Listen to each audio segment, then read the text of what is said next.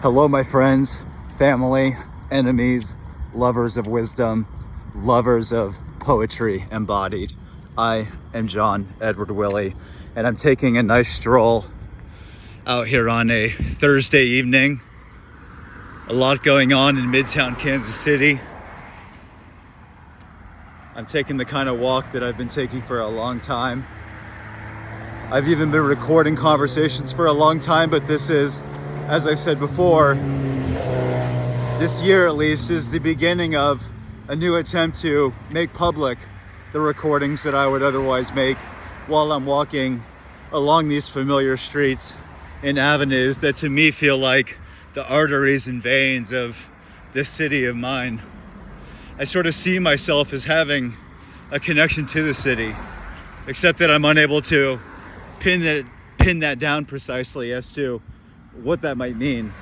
I suppose that's sort of the nature of many thoughts in my head that almost live in a kind of purgatory or a kind of suspended space, incomplete, waiting to complete themselves. I don't know if anyone else has had that experience of a thought that you live with that's only half thought because you're waiting to finish the thought.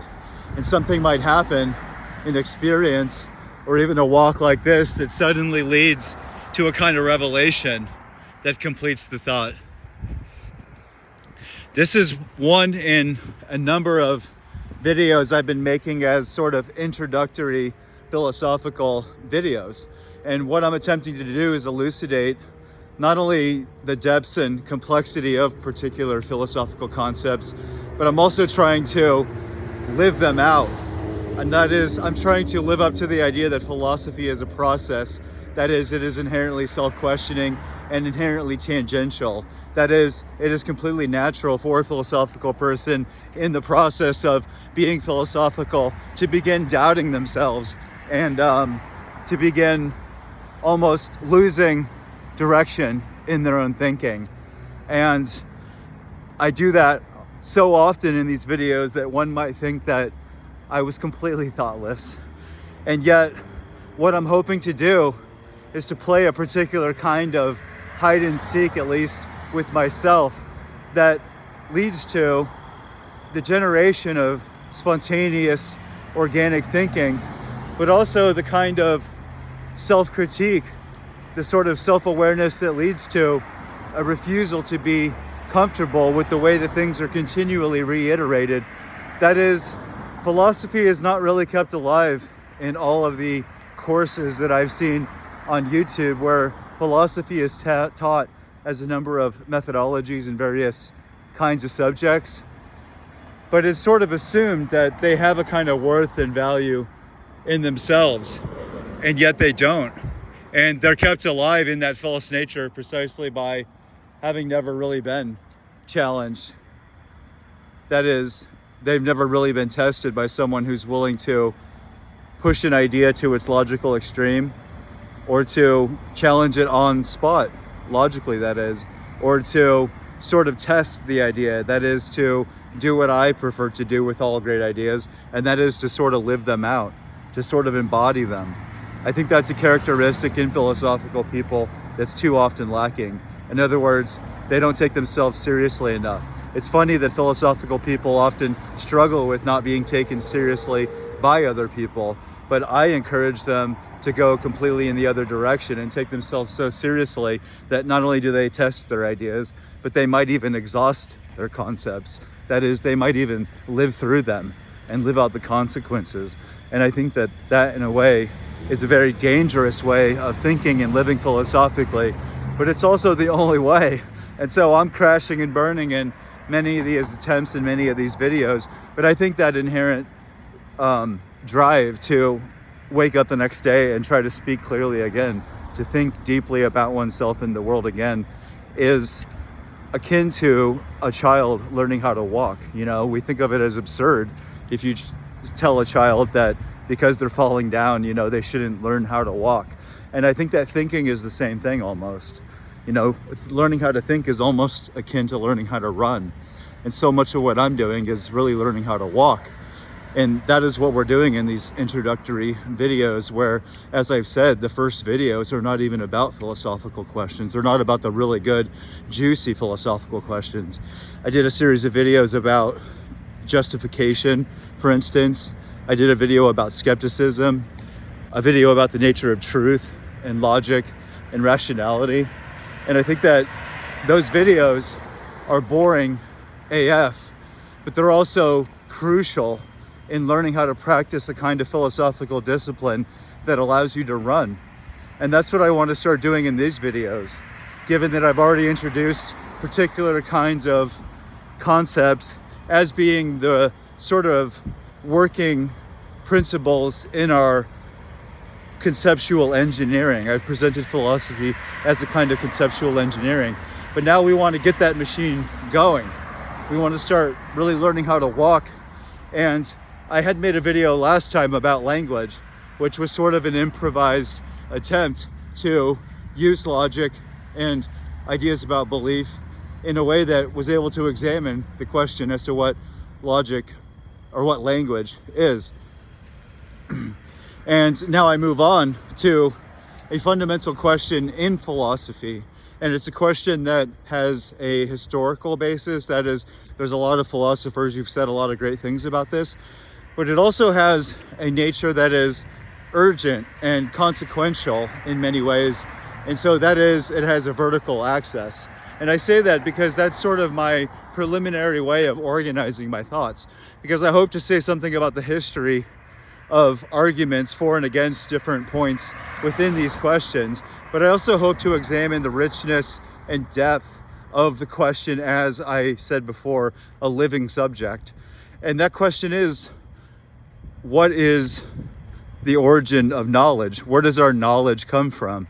This is a very common question in philosophical circles, and in many ways it's the fundamental question in the last 300 years of epistemology. That is, where does our knowledge come from? Traditionally, there are two schools of thought, one being what's called the empiricist, and that's with an E, the empiricists, who are mostly from Britain and America, who've argued that knowledge originates from the senses, that everything that we know comes from the senses.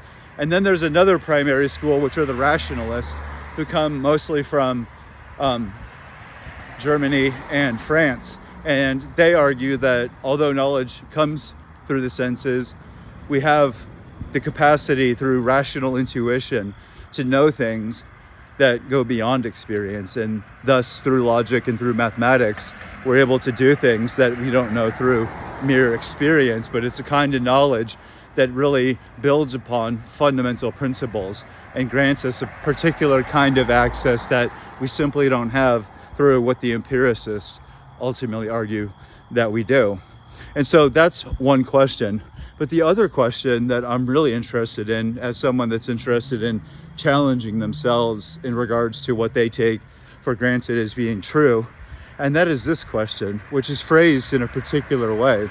What kinds of knowledge do we have to have that experience cannot give us?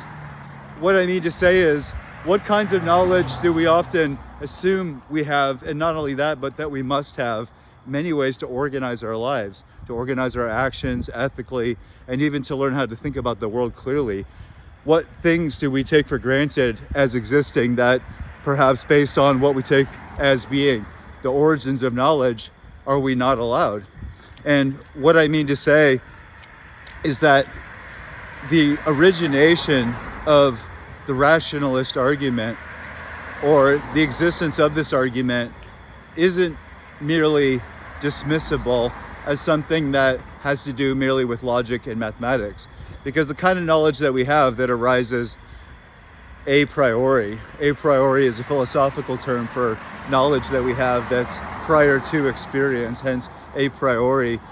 What kinds of knowledge must we have that would allow our lives to have any organization whatsoever or justification for knowledge whatsoever?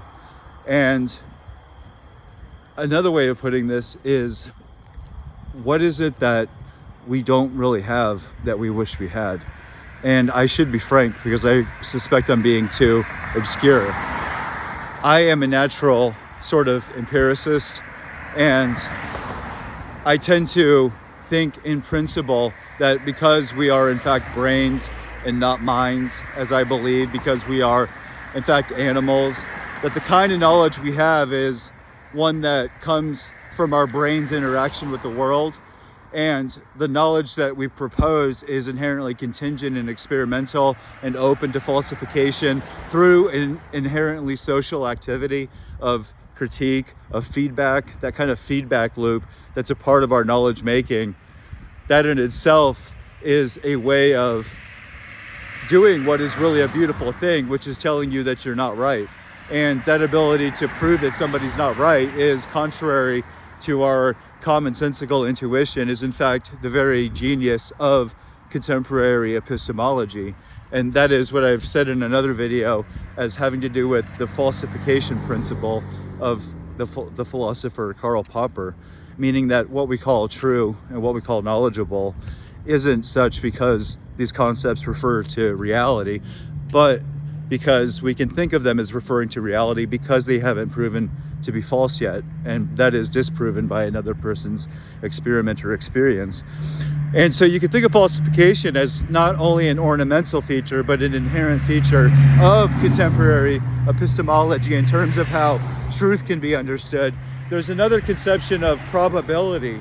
I know this is really out there, but the concept of probability that we often, in fact, use more than anything, engaging most truths in many disciplines, that in itself is also an element of what constitutes knowledge to me, even as a empiricist thinker.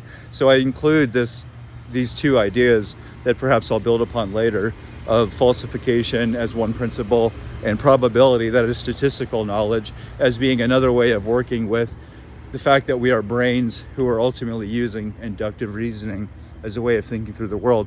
Now, I'm saying all of this without mentioning Martin Heidegger or Immanuel Kant or Wittgenstein, because I think that one has to understand these basic concepts in a way that emerges from the tradition itself before we can understand what really it means in many ways. Because one first must get clear about the question, which isn't the question of where do societies get their knowledge, like what is the history of the like inventions or discoveries that have produced our knowledge.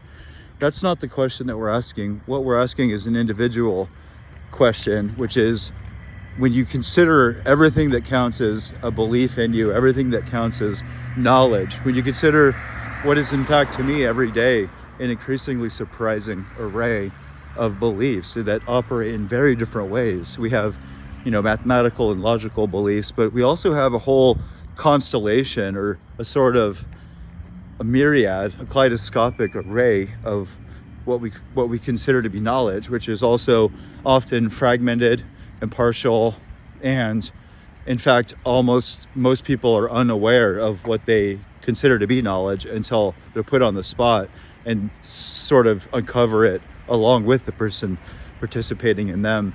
But not only that, a simpler way of putting this is that although we're trying to think about the question of knowledge as being whether or not it comes from experience or whether or not we have a rational intuition that helps us know what we know, we're also keeping in mind the fact that besides empiricism and rationality, so much of what individuals know or what counts as knowledge comes through what used to be called knowledge by testimony. And that doesn't mean like merely that there's sort of like a testimony of like some preacher, like that kind of testimony, but the kind of testimony that has to do with the kind of knowledge that like our parents sort of hand down to us or sort of give to us as being what the world is. Testimony comes through the computer interactions that we have, the surface interactions, and there's also the kind of information and knowledge that individuals have that really can't be pinned on any of that could be considered to be a kind of revelatory kind of information, and that sort of occurs in ways that are really almost subliminal, almost offhanded. I know these are really perhaps poor ways of putting it, but what I'm attempting to imagine is outside of this, a whole other variety of ways in which we have the information that we have. Because if you push this further into contemporary thinking, you discover that there's also an increasing awareness as to the degree to which our knowledge is produced by systems of information. And so it has a particular kind of character and quality that is representative of the systems that we live within. And that quality is an overwhelming surplus. You know, we are so overwhelmingly inundated with information, with knowledge, that we don't even see it for what it is. And yet all of our ancestors lived with very scarce amounts of knowledge or understanding. So I find this to be a fundamental thing within a lot of philosophical discussions and thinkings. And that is, in many ways, we cannot think clearly about what is so constantly and in such extremities a maximal informational world of knowledge that isn't merely all superficial. It also has to do with the maximal production of scientific output and archaeology and chemistry and all of the sciences that are constantly making breakthroughs about what we know as being true.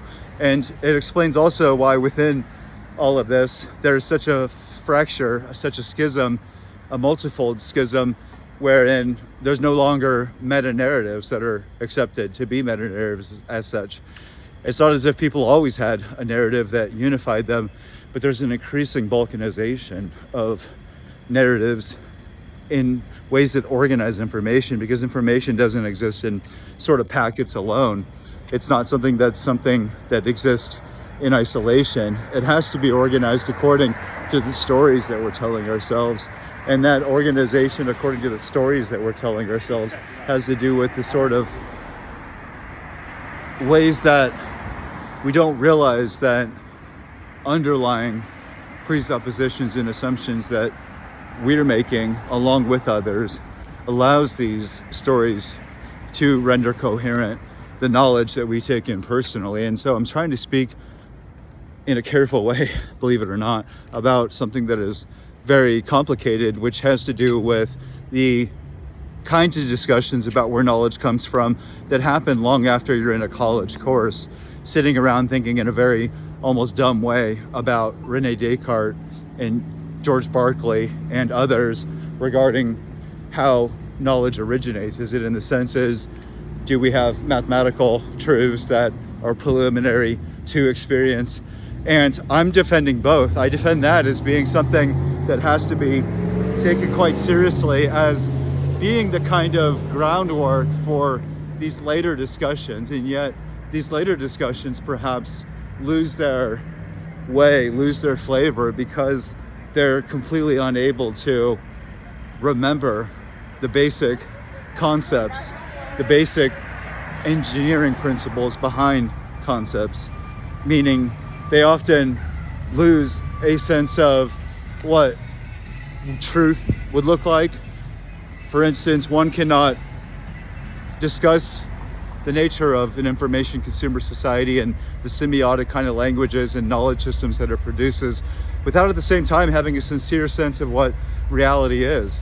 You know, I think one must be able to have a clear sense that there is such a thing as reality, and then there are, whether it's upon it or within it, that's questionable, but there is a kind of semiosis that depends upon the world itself as an operating principle, as being something that is the objective world. And what I'm defending is a thorough testing of all basic philosophical principles so that it becomes not something that's mental, but something that's in your heart. Not your heart, I don't mean that metaphorically, but I mean in your bones. Meaning that if one is going to really begin to explore the ways that knowledge exists, or the ways that one can gauge whether or not something constitutes even a possible belief in their personal experience of reality, one has to begin with, as I mentioned in the last video, a sense of language, a sense of what language is and why it is that we have a hard time even thinking about concepts or language, because we're always already living within them.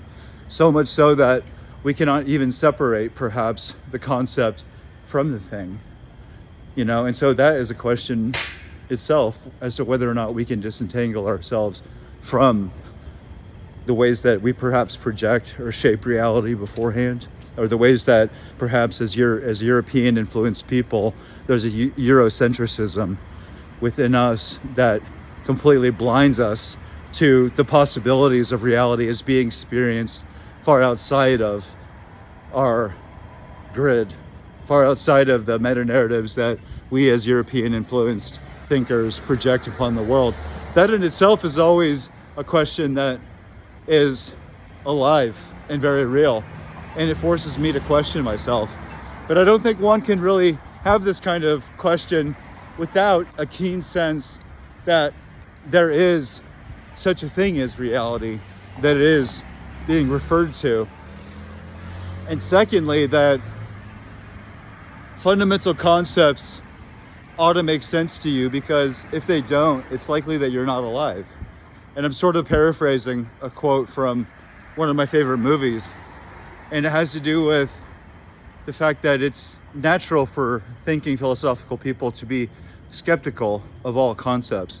But when you're skeptical of concepts such as truth and even belief or logic, you begin to then even question concepts like love and courage. And there's something direct that has to be said, which isn't philosophical, but it's very direct in saying that if you don't understand what courage is, then you should check your pulse. And that's something that I think is a part of a philosophical education that cannot exactly be conveyed at all on any pedagogical level, because it has to do with something that perhaps one learns as a kind of knowledge which comes as wisdom through time. If philosophy is the love of wisdom, which is the definition of philosophy, the love of wisdom, then what does wisdom constitute as knowledge? I mean, shouldn't it be the love of knowledge? If it's the love of wisdom, then how is wisdom different than knowledge? Not only that, but what is love? And why don't philosophers discuss love more often? Perhaps it's taken for granted as being a mere tribute in philosophy, the love of wisdom. But I think that it actually plays a critical role in our inherent sense of what constitutes not only knowledge itself, or what would constitute a sense of what is a valid belief, but also our very sense as to what our methodology is. I think our methodology as thinking people arises from this keen sense that there's something at stake that demands a sort of gut instinct, that sort of demands a willingness to think from the bones, as I mentioned earlier. And what I find to be so fascinating about the rationalist tradition and about the kind of knowledge that comes outside of what I've been defending as being my own preliminary position, which is that we are bodies in animals, and once you see that, you see everything. But I'm also haunted. I'm also very challenged by being an unashamed kind of Kantian, meaning that I tend to have an intuitive sense of ethics and aesthetics that transcends my bodily beliefs. That is, when we consider the nature of ethics on any level, especially sort of the metaphysics of politics, it falls apart as soon as it's proposed.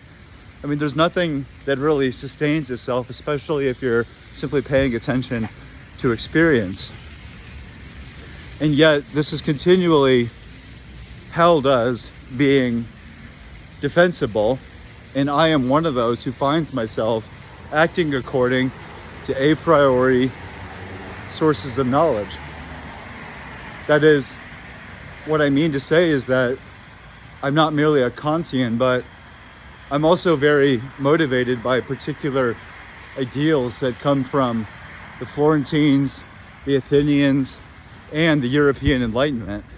And those are things that live through me in my total fascination with various subjects and figures. And yet they're without justification. The belief in universals, the belief that there is such a thing as progress, the very belief in liberalism. I really can no longer believe in any of these things, really, except that I know that I sympathetically and intuitively do believe in them. They sort of radiate from me. They sort of come out of me. And I think it has something to do with self-delusion, something to do with perhaps something in my psyche that can't see itself.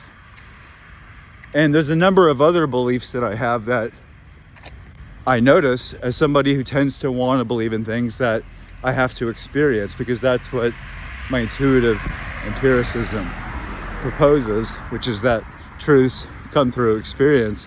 I tend to believe things and say things which go far beyond that without legitimacy. And I don't think that's all bad, because I think on the one level what it represents is that there's a kind of defense of the a priori which is found in the nature of definitions themselves. So it's not merely logic and mathematics where we find that we have a kind of knowledge that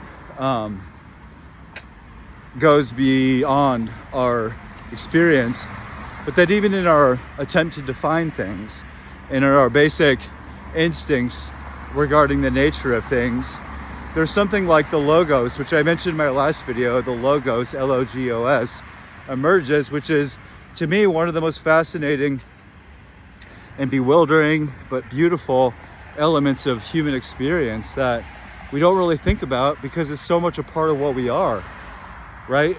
And of course it's a part of other creatures, and of course it's a part of all understanding itself. It's how creatures that are not rooted in earth, which is pretty much all creatures, learn how to navigate a complex moving environment. But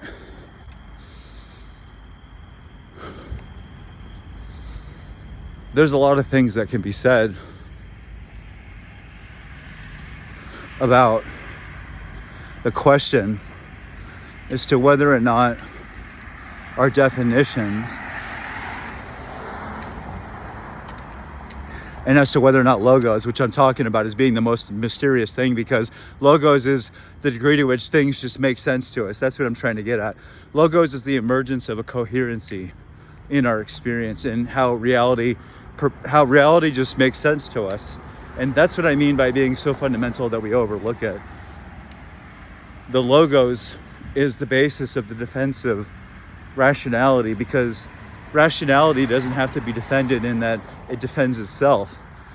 And this operates through our brains. So that's what I think is so mysterious, given that it almost has the appearance of a transcendental maneuver, and yet we're brains and skulls. So that's amazing that, for instance, we see the difference between the foreground and the background when we look at things, or we can sort of predict tomorrow or somebody's personality based on how they acted yesterday. Of course, other animals can do this, but we only know our own experience. In fact, no matter how much we know about other animals or pretend to pay tribute to them, we in fact only have access to our own experience. And when you meet damaged people, or you think about it, I suppose, or you live through the difference between being really unhealthy and almost sick, and then being healthy, whether it's physically or mentally, you sort of see the degree to which things and people in reality makes sense in a kind of like announcing kind of way. And it's hard to speak about it in careful language, but the question that I'm asking is this, and this is the third sort of question that I'm asking in this video, which is, to what degree are we projecting or assuming what comes through our culture, what comes through our language, are we assuming that we see what's obvious? Because what's astonishing about rationality and knowledge is how much of it is just obvious to us, but it's not obvious to everybody.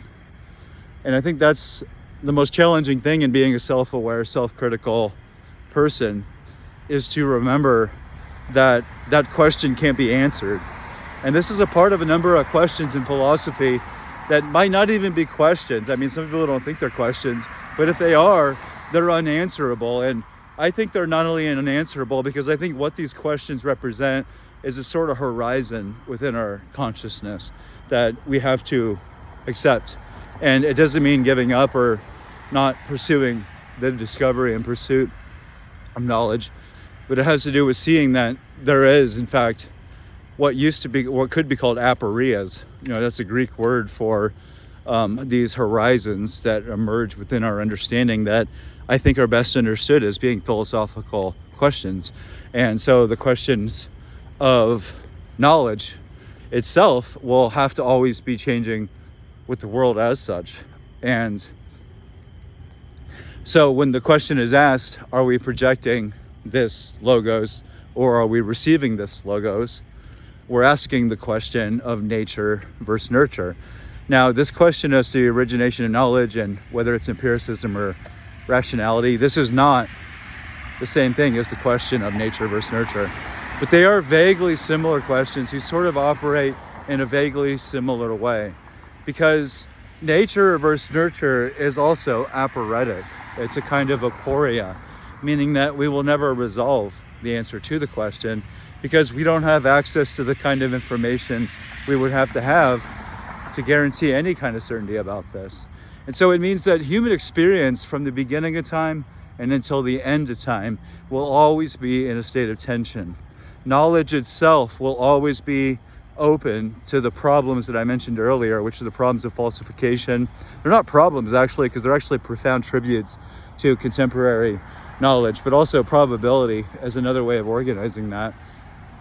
We can see that so much of what we take for granted as being almost eternal is really a vestige of our own almost near contemporaries, which is the few generations before us, who have really just assumed that everything is permanent and that what is knowledge is permanent, and that we had something which didn't have to confront the fact that every psyche, which is like the memory bank within which knowledge operates, is always torn between the question of whether or not knowledge is something that we just receive from the world and that we have some access to, or whether or not knowledge isn't secretly encoded like a kind of propaganda or like a kind of structure of experience.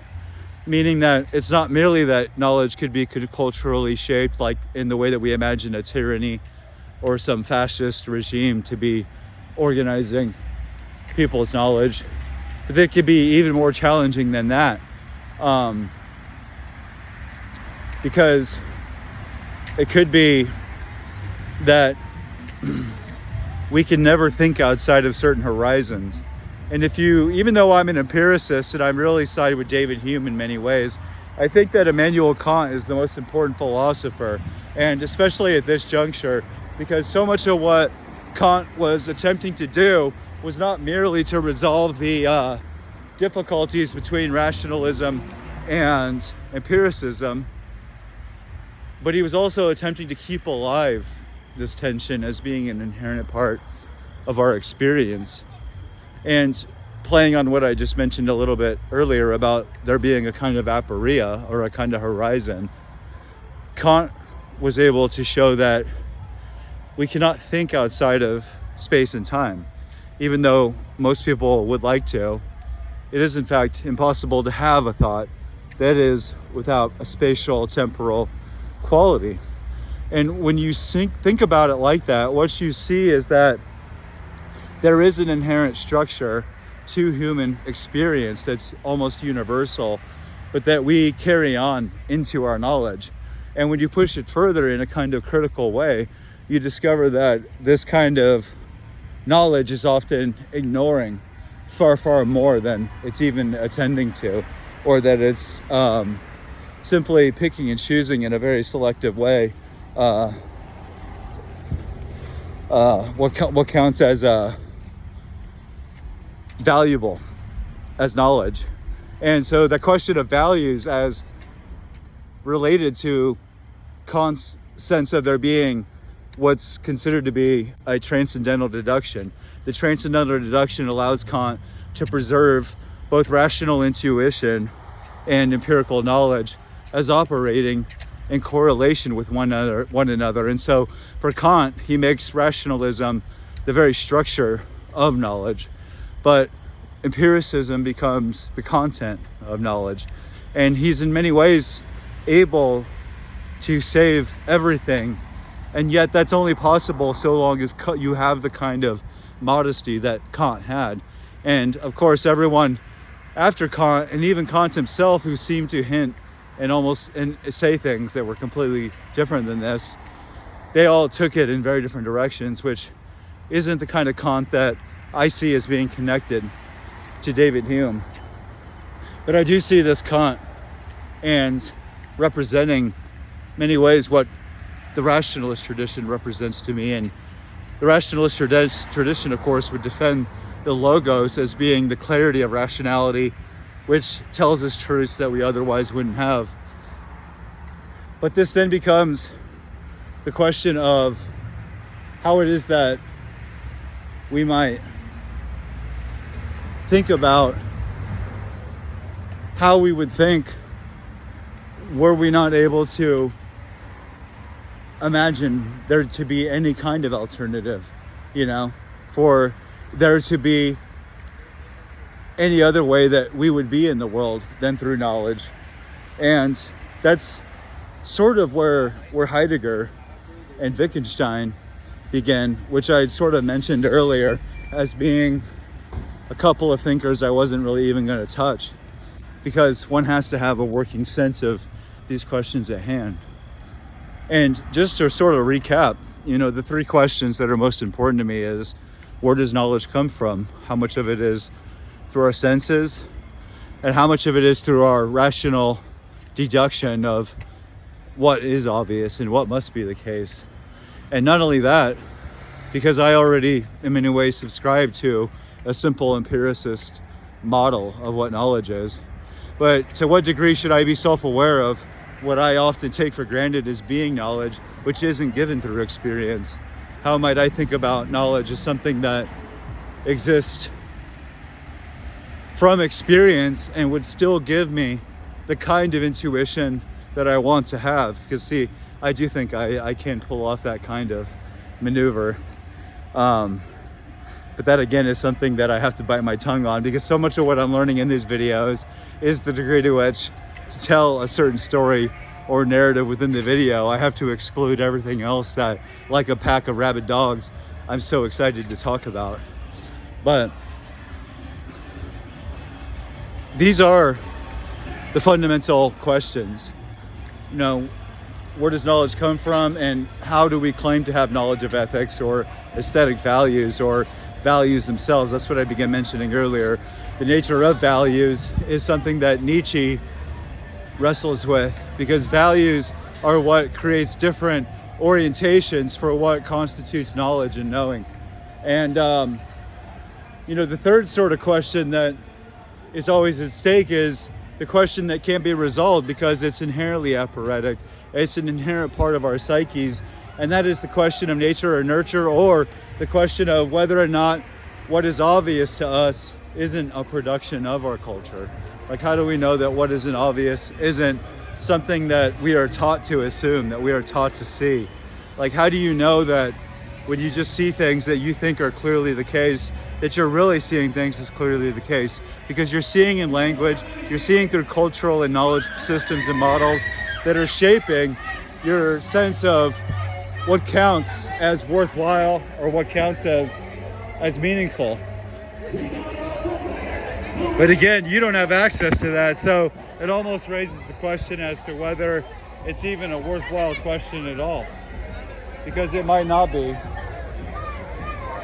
It could be that epistemology itself is bankrupt, that these questions themselves as to whether empiricism or rationalism are questions at all, are questions that have to do with whether we're even on base at all. And that's in many ways where Heidegger and Wittgenstein are the two most important thinkers, because they're able to say things that are absolutely astonishing. And even to this day, after 20 years of studying them, I'm still astonished by how they're able to reframe, to deconstruct, to destroy the question itself, and to show a world in a refreshed, revivified way. But I don't think that my version of them is really other people's versions of them. And so again, one has to begin with these fundamental questions and getting a really good grasp of the basics, so that one can not only explore all these other important questions about knowledge, but so that one can be caught up to date with contemporary philosophy, which ironically enough means being caught up to date with a vast abyss, because I've described contemporary knowledge as being a net that's so large that we can't see it. Human knowledge is a net that has holes that are so big that we are lost within them. And it's better to acknowledge that loss. It's better to acknowledge that abyss than to pretend otherwise. And that applies to not only epistemology, but to the question of epistemology. I'm John Edward Willie, and this has been a beautiful walk. Please let me know what you think and ask me about philosophical subjects or questions, and I will attempt to improvise an extemporaneous performance along the lines that you suggest, because I am of the belief that I am a radio and all you have to do is turn me on, baby. And I think that I can connect the dots. That is, I can improvise a kind of performance that not only keeps philosophy alive by embodying it, but dancing with it. That's my aim, is to dance with these concepts, four to the floor.